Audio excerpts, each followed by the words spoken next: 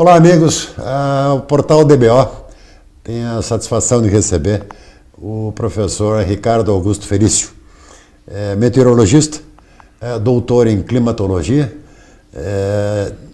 que vai nos falar sobre a questão de aquecimento e de mudanças climáticas. Eles acreditam nas saídas de modelos de computador, né? Então, quando você vai ler os relatórios do IPCC, eles não concluem absolutamente nada, mas quando chega nos capítulos de modelagem, eles começam a trabalhar com a fantasia, né, que eles conseguem criar nos computadores, e ali está todo o ancoramento, o embasamento do IPCC para falar que o efeito estufa existe, que o homem muda o clima e tudo mais. Então, por isso que é muito mal calcado. E o que é mais gás de efeito de estufa? É o metano, é o CO2, é a água?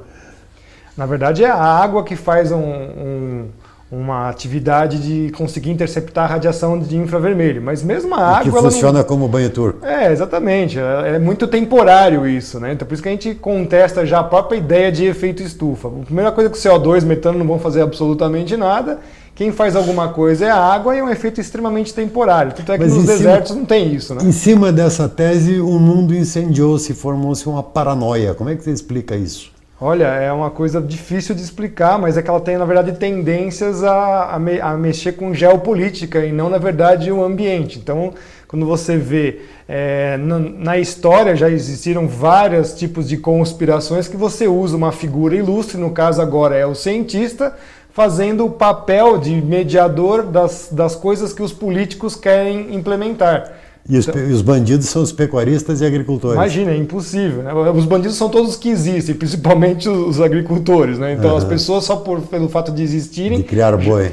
Já são bandidos, né? Claro. Você mesmo, você existe, você causa aquecimento global, respira. Você emite CO2. Então a grande discussão é essa. É uma pessoa que está contra, na verdade, a humanidade, não está a favor da humanidade.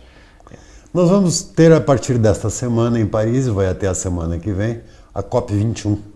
Onde eles procuram um acordo internacional. Você acha que tem clima para esse acordo?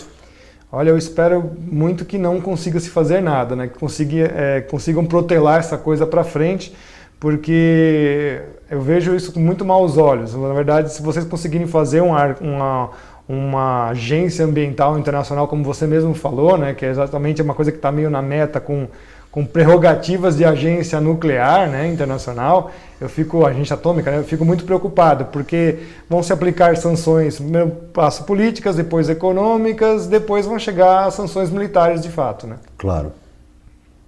E o que você vislumbra isso em relação a atingir de forma negativa o agro brasileiro? Eu vejo como essa é a base econômica do nosso país, né? Então, se eles conseguirem atingir essa parte da economia brasileira, eles conseguem derrubar, de fato, aquela única fronteira que hoje ainda está sustentando o PIB brasileiro. Então, eu vejo isso também como grande preocupação, porque o nosso setor industrial já não é mais aqueles. O setor de serviços e de comércio está muito baixo, porque é uma escala que vai, uma peça de dominó, vai caindo os outros. Então, o que falta minar é o agronegócio, né, que é uma coisa que ainda consegue manter o PIB brasileiro elevado. Então, se você conseguir minar isso, você consegue minar toda a economia do país, né? Claro. E aí derruba o PIB, não tem mais como pagar dívidas bancárias e tudo mais. Mas voltando para a questão do aquecimento, você é um especialista em climatologia antártica, né? Sim. Procede as informações que a NASA tem divulgado de que o volume de gelo na Antártica aumentou e de que no Ártico isso não decresceu? Sim, na verdade o gelo da Antártica está crescendo já há pelo menos uns 15 anos, mas certamente de 2012 para cá cresceu bastante, né? E no Ártico também uma recuperação incrível está acontecendo atualmente. Claro que degela durante o verão, porque o Ártico ele é muito suscetível a temperaturas altas, né? Porque não tem o poder de resfriamento que nós temos da Antártida, mas quando vem o inverno ele congela muito, né? O oceano congelado. Os argentinos vão mandar muita frente fria para nós ainda. Vai ter ainda bastante frente fria. Muito amigos. Né? Muito amigos. A preocupação, na verdade, sempre é o frio, nunca é o calor. Claro, né? claro. O frio, na verdade, seria muito pior do que o aquecimento. Muito pior, né? E traria doenças, né? Sim, você observa o próprio histórico, toda vez que você tem períodos muito frios, na verdade, tudo é pior, né? A natureza fica mais suscetível menos responsiva. Menos responsável. Exatamente, a agricultura vai mal, tudo vai para pior, não tem como, né? Sempre o calor foi benéfico. Mas o planeta, afinal, ele está num período de resfriamento? Olha, desde 1998, que foi o El Niño do século, a gente observa que as temperaturas ou se mantêm estáveis ou abaixam um pouquinho. Vou usar o exemplo da Península Antártica, que é o lugar mais quente da Antártida, perdão. Nos últimos 16 anos as temperaturas estão baixando. Então, veja só, o lugar mais quente da Antártida, mostrando que 16 anos as temperaturas estão baixando. Imagina que está a Sibéria, no núcleo da Antártida, lugares montanhosos. Então, agora, a particularidade é isso que nos enlouquece no clima e que você, como climatologista, talvez pudesse explicar um pouco melhor isso. Nós estamos em ano de El Niño, que é um aquecimento das águas da área central do Pacífico, né? Que aquece o planeta inteiro, provoca chuvas, claro que irregulares, mas constantes e abundantes. Como é que explica isso? Ou não tem explicação? Não, ainda são fenômenos de altíssima frequência, né? Eles variam bastante de um ano para ano. Existem algumas hipóteses que estão sendo levantadas agora. Por exemplo, o professor Mollion fez uma hipótese interessante, que ele está cruzando os períodos de órbita baixa da Lua com os grandes El Niños. Parece que a informação está casando consideravelmente com as relações. Porque quando a Lua está com uma órbita mais alta, ela consegue espalhar essas águas quentes por latitudes mais altas e diminui a ação dos El Niños. E esse ano, por exemplo, a Lua está mais baixa e também está culminando e tem um El Niño. Teremos provavelmente um dos El Niños mais fortes da história. Não sei se vai ser igual ao 98. Parece-me que não, mas vai ser tão intenso quanto. Já atrasou a nossa safra de plantio exatamente, da safra. Mas eu acho ainda que o período de Laninha ainda é pior para a gente, porque o Pacífico fica mais frio, mexe demais no nosso regime de chuvas. O pessoal da Embrapa também concorda com essas informações, o pessoal da hidrologia também.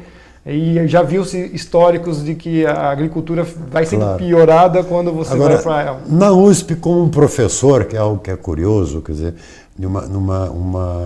uma escola universitária estadual de respeito internacional, você sendo um cético, como você se percebe dentro de uma comunidade que hoje é adepta da questão do aquecimento e das mudanças climáticas? Existe censura?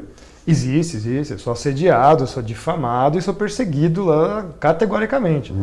É um absurdo, né? Ao ponto de você ver, inclusive, informações que são sigilosas passando para a imprensa, né? Nós estamos tentando descobrir também de onde que essas coisas vêm. É muito triste, na verdade, é muito triste. Né? É um centro de excelência. É o pensamento único.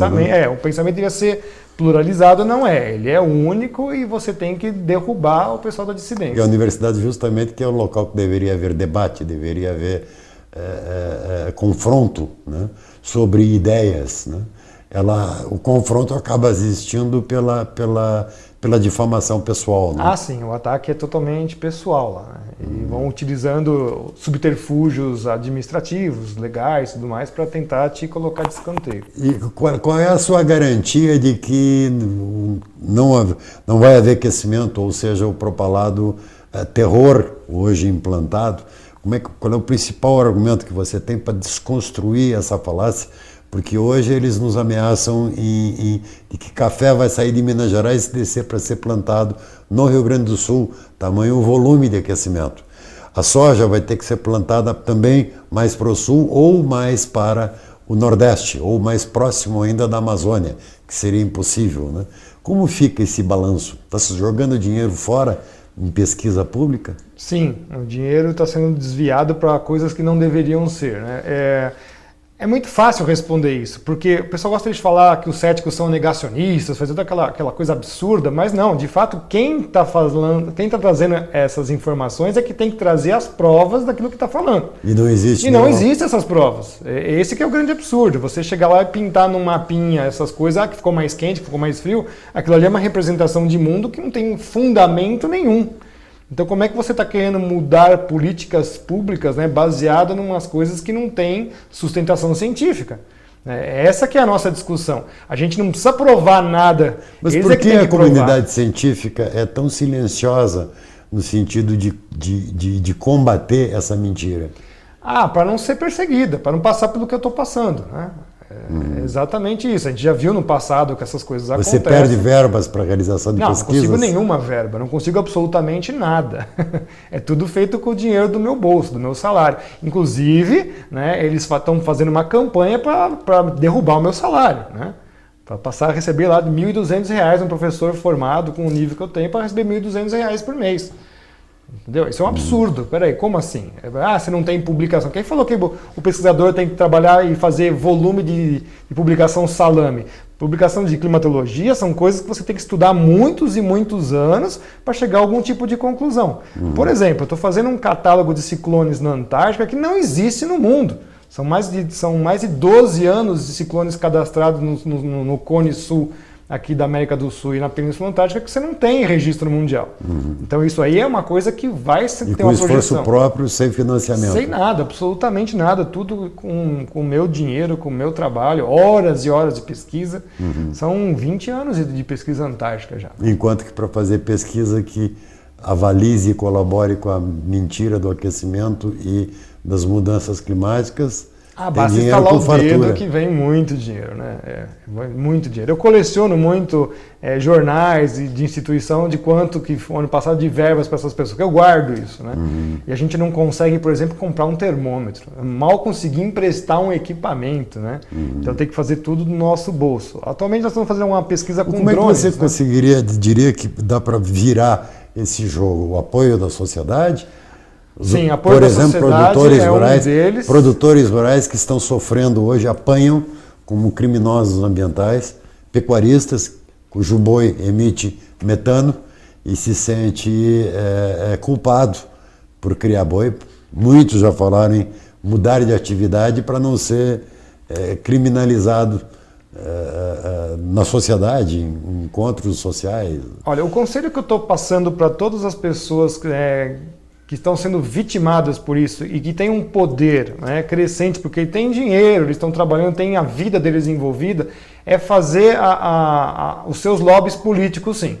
Porque o pessoal do lado de lá está muito bem articulado com os lobbies políticos deles. Então é muito legítimo que para vocês criarem uma estratégia de defesa, façam também os seus lobbies políticos. Porque demorou para Então, o problema é que eles estão muito atrasados. E hoje os ambientalistas têm o apoio do Papa. Não tem problema. O Papa é apoio religioso. Então, a religião... Já não chega que eles não se sustentam cientificamente. Ainda precisa do apoio moral, religioso. Né? Então, sinto muito. O aquecimento global, então, hoje é nova religião mesmo. Porque cientificamente não se prova. Então, só por ação divina do Papa, sinto muito. Isso não tem condições. Né? Eu tenho dito que o produtor rural não deveria se sentir culpado por produzir alimento. Não, talvez absoluto, hoje o principal problema que o planeta possui, que é produzir alimento para 7,5 bilhões de pessoas. Então não pode se sentir, não deve nem se sentir ameaçado nem subjugado a isso. A gente tem que realmente ser combativo, principalmente no nosso país, né, para poder enfrentar essa falácia como a gente está enfrentando, de peito aberto mesmo. Mas eu acho que por a própria sociedade da produção de agricultura e pecuária, ela ser mais organizada, acho que ela teria uma facilidade de conseguir criar realmente a sua estrutura política para poder combater essa turma de igual para igual. Para finalizar, o que você acha da tal da sustentabilidade?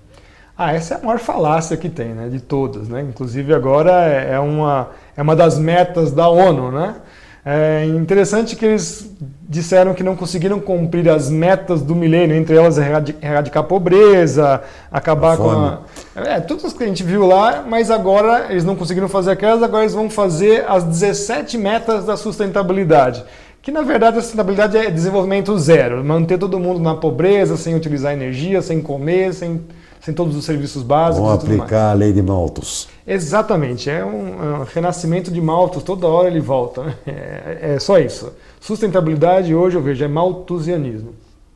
Ricardo Felício, muito obrigado pela visita. Eu que agradeço. Acho que foi produtiva a entrevista. Quando quiser, a casa é sua.